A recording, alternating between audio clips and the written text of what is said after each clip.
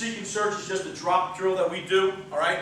It's where the quarterback, we have a guy back at the dot, I have the guy drop, and then just with his head on a swivel, I wait till I turn, and then that guy goes, and he's trying to read the color of the jersey. Not looking at his number, but just see, if he goes flat, he's breaking that way. If he comes back inside, he's coming back down the line inside. But he's just seeking and searching. He's learning to see the quarterback, but having awareness of where the guy is moving in his zone, all right? Why I like that drill is this. Guys take their drops, and they stop, and they think the ball is going to be thrown to them. The whole thing about this, we all understand as coaches, if you want to be a difference maker, if you want to be somebody better than somebody else, you got to work for what you get. You have to work for what you get. All right? So when I get there, I got to work. This guy's going to make me earn my money here. All right? So if I get into coverage, if Dave was here and the ball's back here, I don't got to stare at him to see what color shirt he's got, what number it is. I just got to see the thing. If he starts to go out, I got to break flat. If he comes back in, I got to sink and work. All right? I do that with a seek and search drill. I think that's always been good. What I also do is a melt drill. So I get guys to drop. I line up guys at the numbers and guys at the hashes. I get 3 guys to drop. 1 guy in the middle, 2 guys in between, the outside guys in between the numbers and the hash. And then I look.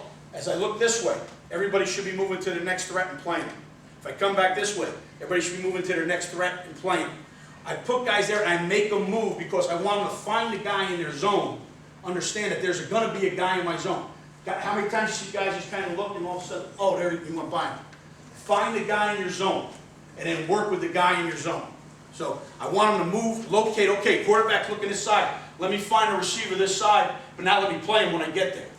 Okay, I got to move with him. He's not going to sit there and stay stationary and and the quarterback's definitely not going to throw the ball and hit him in the chest. Right? You got to move forward. Right? Vice tackle is just what we talked about a little bit. I get the 2 backers to drop, throw a check down out, I get 2 guys coming. I never bitch at him. If the guy makes a hard cut outside, that's the outside guy's tackle. The inside guy's just chasing the hit. All right? If he cuts hard back inside, that's the inside guy's tackle. If the guy goes up the middle, he should get both shoulders put on. All right? But what I want is this. I don't want guys breaking down. They should be closing at the same time. It shows a little bit of an emphasis. As they drop, they should be shooting back, get set up right now together, and then when I come, bam, they both should be coming out right now and attacking. And when they get there, I don't want them, we talk about our term we use, guys say break down, I use the term gear down. Because I don't want them to stop. They break down, they sit here, they think there. And all of a sudden you get guys at different levels. And now a good back is going to be able to make you miss, or he's going to attack one. We want to close at the same time. And I want guys in this field, you got to go take your shot. You start playing, soft there, right there. Anybody who's good is going to make you miss in space. So we want to come, if we're coming as a tandem, know where your help is. Now let's come get it. He comes inside, his ass is mine. He goes outside, it's the other guys. He comes in between us, we're both knocking the piss out of him. But we want to come and we want to take our shot. We don't want to break down, we want to gear down, but we want to take our shot. So we're always gaining ground on guard. Mini scale is one of these things that we'll work half line, we'll work inside guys, we're getting a combination route. Again, it's just basically working routes. But one of the things that we try to do, guys, is this. In everything that we do, run game, pass game, everything. Going to work individual techniques. Corners against wideouts. Linebackers against tight ends and wideouts. Just getting the jams. So we talk about it. Spaz talks about it all the time. You can't get to letter C if you don't know A, B, and C. All right? And we got to start with A. So we start first things first. How are we going to get there? Here's our stances, our alignments, everything. Well, now, how am I going to get a collision? And everybody faces things. Okay, I got linebackers going against linebackers, right? If you can't get a collision off of those guys, you'll never get a collision. So we got to get some skilled guys to work against them. And it's good work one-on-one. So we'll do one-on-one stuff. Well, now we're going to work releases, and those guys got to try to beat the jam, and we got to get the jam. So we start teaching it one by one. Then we'll go to a little bit of the mini stuff. But here, we go to half line. We're going to work cover 2, front, back side. Just cover 2 routes, whether it be 2 by 2, just a single wide out with a running back added in. Then we'll go front side, whether it be pro set, twins, 3 by 1, whatever it may be. And work different combination routes. So now we work half line and we see the focus and you see how everybody fits. All right? Because as you guys know, when you're out there, you can't coach both sides. You got to try to pick somebody. You got to try to get somebody better. And then you try to coach a lot of it off the tape.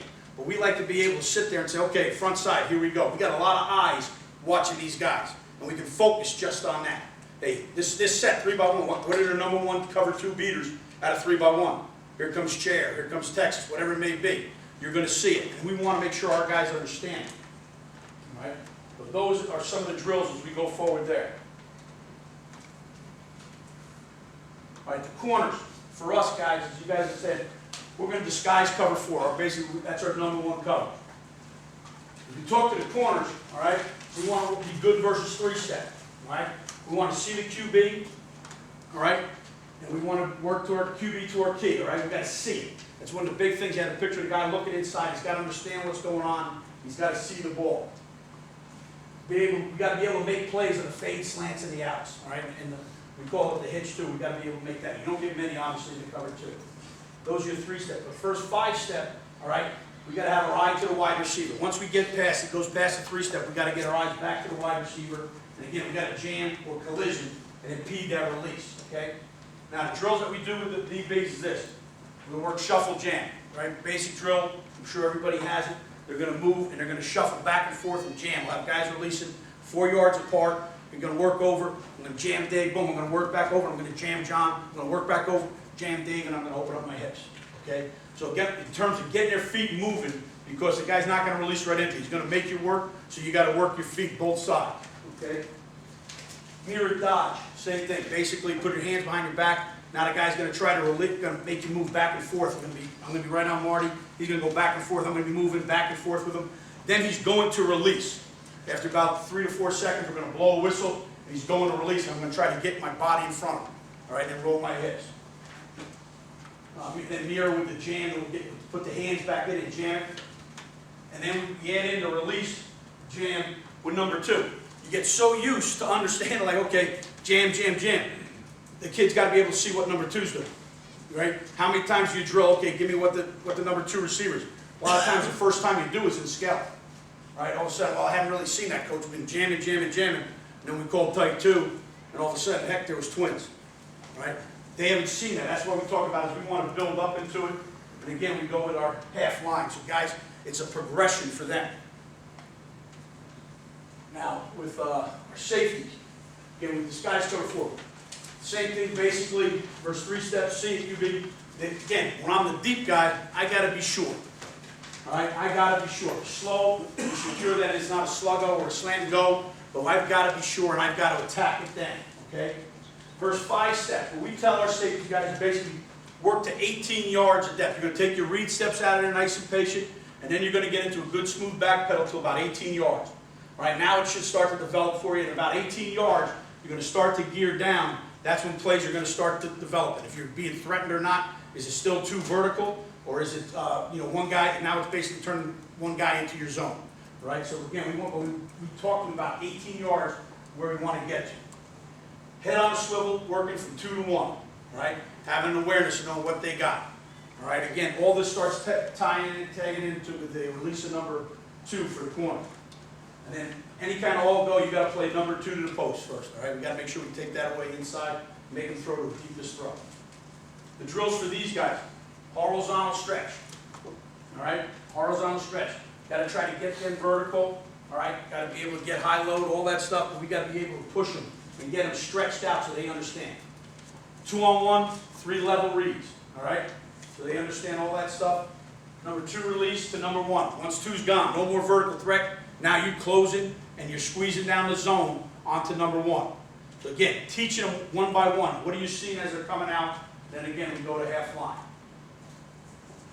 Now, here's what we talk about, because we've got about 15 minutes, but I want to get to some of these routes. Here's a smash route. Basically, we'll go over that. We'll call combo, 3 middle, chair, hammer, hole, and spring naked. We'll try to get to some of these as you guys go forward. Again, smash route, everybody understands. Right, outside route, 7 cut basically by the inside receiver.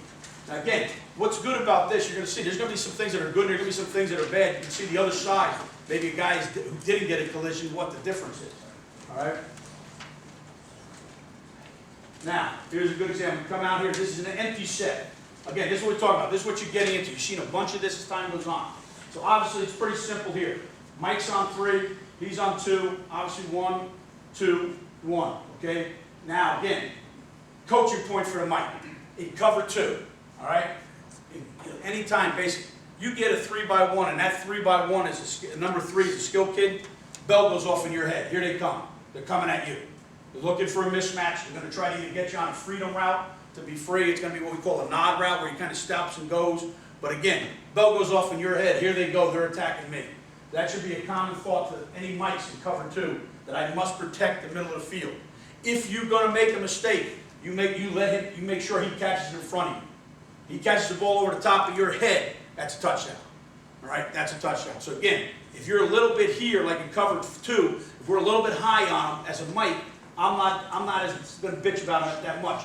Now, in cover 4, we play quarter, and you got a safety over the top. Now I expect that mic to be aggressive to number 3. All right, I expect him to be aggressive and challenge any route, not being afraid to get beat over the top, because now you do have a safety up over the top. But again, you're basically getting double smashes. You get it all, right? You get double smashes here, all right, and you get 3. I think this is a freedom round where he just choices up on him here. Again, I think he's pretty good. I think he's in the right position. He's up over the top of him. Makes this happen. But now the smash route, you've got to get jammed. You've got to get jams and flatten the thing down. All right, and again, this makes it easy for these guys here.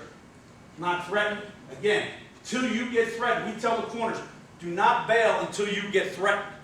All right? You got to see the release of number 2. But if there's no 2 getting vertical on you, there's no reason for you to get back to 12 to 14 yards. You'd be able to get set up, sit at about 7 or 8, and be able to break and read on the ball. All right? Again, I think the good thing here is the 2 inside guys get jams. All right? This guy does a nice job on the guy in the middle. All right? We end up being all right with it. And again, we live with that. We'll pay, you know, now for us, we got to get a collision on this.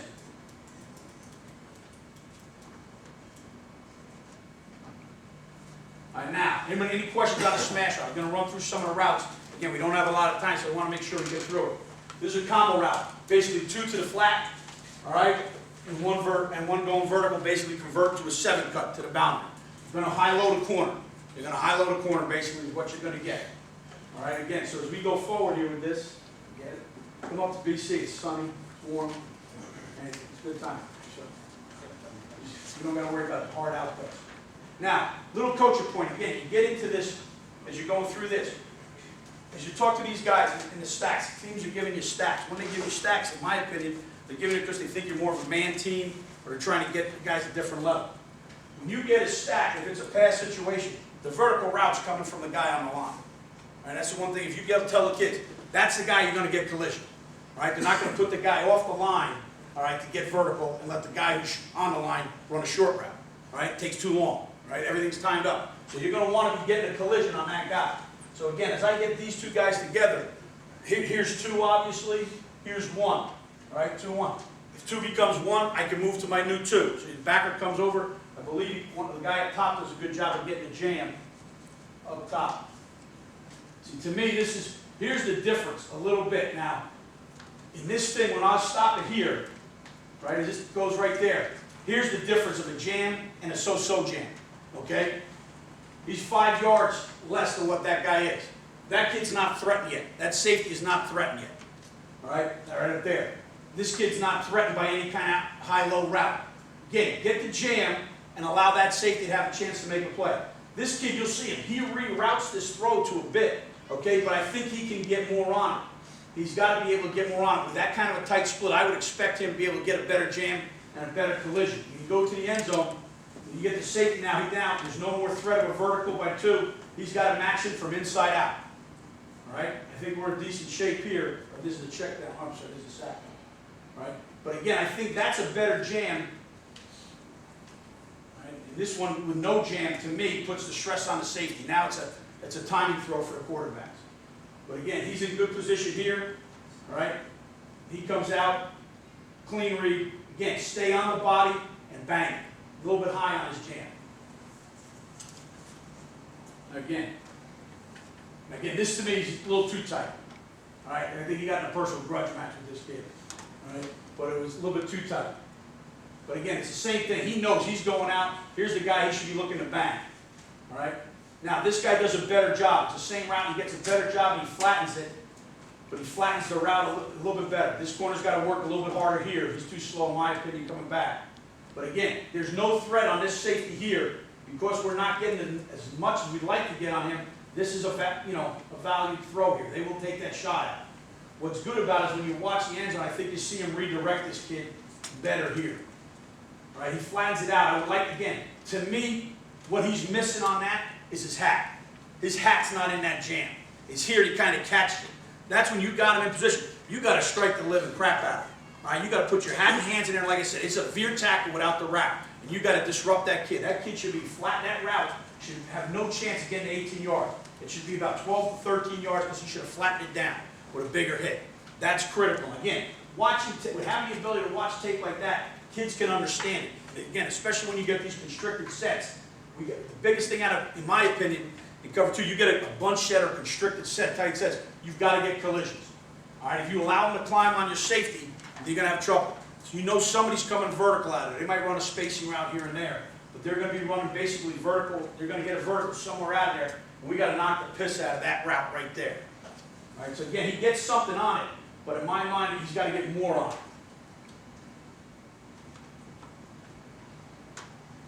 All right, now here's the combo route. You can get the combo at any different way. Guy going inside, again, over split. He's basically, to me, all right, he started on the numbers and basically he's releasing 5 to 6 inside.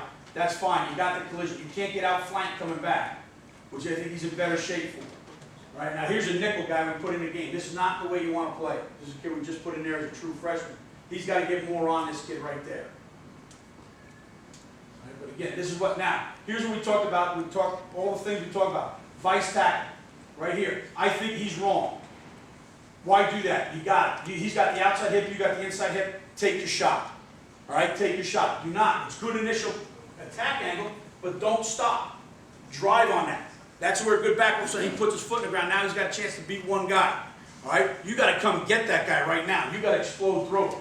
That's a chance right here to finish this play and knock him back. See, the other kid, the Mike linebacker, basically gets in there almost about the same time he does.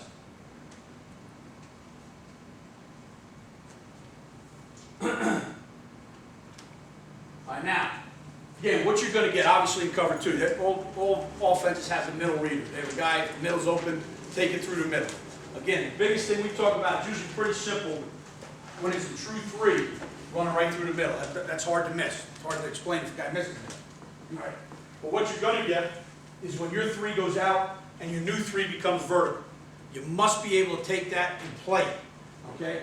And I'll talk about the linebacker here in a minute as we go. If I get to it. Again, it's 2x2 set. All right, so everything's on the same page. All right?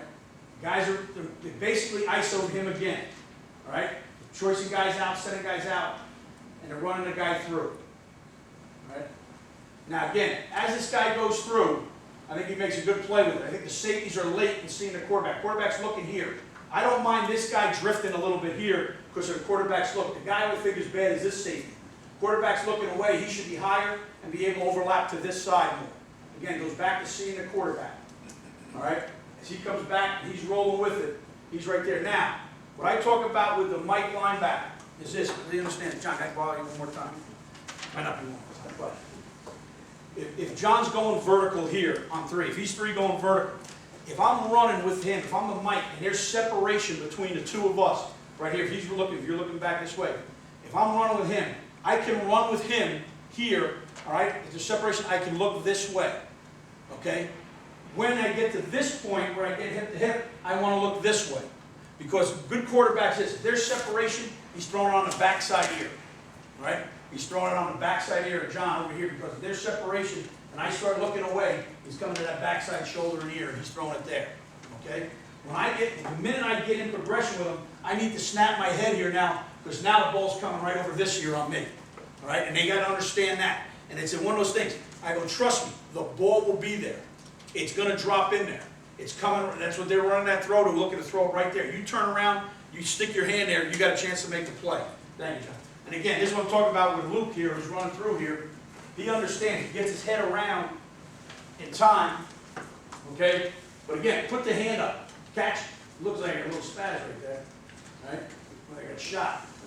But right there, that's a chance to make a play. I think we get the pick if this kid's in better position, right? He hurt us on this one. He's not in good position because the quarterback looking away. He should have been melting back up over the top. Again, you get a decent look here, watching Luke as he comes out. And again, you're not going to get a big collision that's vertical going on 3. But I think he's in good shape. Makes a good play there. Now, common route, we call it chair. 3 vertical, 2 under. All right, so again, they understand if you're playing 2, they're going to clear the mic out of the middle and they're going to get somebody in the void underneath them. All right, so we call this chair, or a Texas route that's just done by 2 guys. Chair is both guys coming under. So again, as he comes vertical, the mic's taking him. The linebacker now, with any kind of delay or separation, all right, which now basically is a delay. If he's up off the field, he now has to take any hard inside route because he can't guarantee that the mic's there. So the mic's gone, he's got to be able to take this route coming underneath. Okay, and the big thing about it is this, is being patient. All right, you see it and being patient. The corner will chase this guy in. You got to make them come all the way back to that throw right there. Okay, all the way to that throw. The safety in this throw is this. You'll get 2 different versions of this route. He'll come up and he'll basically run the go route through here. When you get into the red zone, a lot of times this guy will run a 7 cut. So again, this guy being inside, we want this guy outside and over the top. So if he was to break a 7 cut, the safety would be in better position to take him on a 7 cut. Okay? We don't want him trying to get back over inside of this. We want him to work him from outside in over the top. All right? You'll get a look at that. I think we might have one in here right there. Now here's a good look. Again, you get this a lot of times down in the red zone. A lot of teams get this, it's a, thing. He's running vertical again. This guy's working here. There's a reason. Here's what I talked about. We talked about this before in terms of reading releases. Okay? There's a reason if that guy's running away from you. All right? There's a reason. And I said, don't ever chase him. He wants to see how stupid you are. Well, you chase him and go with him. All right? If he's running away from you, he's taking you, he's running out of your responsibility. Now, if he comes back, let him bring it back to you. Then he looks stupid. Why the hell is he running away from you to begin with? He wants to get vertical. So you got to have, this is a good job by the kid Keekly here, reading the kid running for a speed, an outside release. He's trying to get him there so he can bend in behind him. All right, now again, you see Keekly here on the mic taking that guy there. He's in good position, makes a route.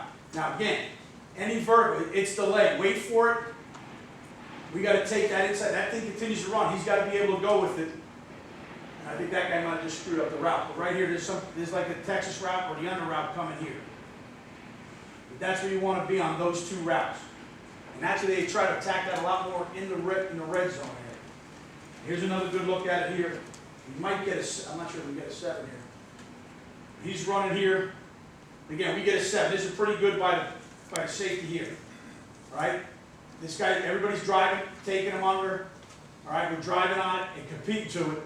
Again, now this guy continues to go, just what he's doing. He goes outside the hashes, you let him go. He's done. Drop him. Don't have any responsibility outside the hashes. We don't want to vacate the middle of the field. There's no reason for the mic to vacate the middle of the field. So again, so he runs out here on a 7, he's running to some other coverage, you still defend the middle. Now, here's a route that we get a bunch, hammer route, basically a high-low. And you get it a bunch of different ways. And it's one of the ones that we struggle with, and everybody who runs it well. Your kids, we have a couple of young kids playing at our will linebacker spot, which usually worked against us into the boundary. These guys have to do a better job understanding. When a guy gets in your vision, he's there for a reason. He's not just standing there just, to have coffee with you. He's doing it for a reason. Somebody's coming in behind him. And it's a good example of us not playing it well. All right, I'll show it to you so you see it.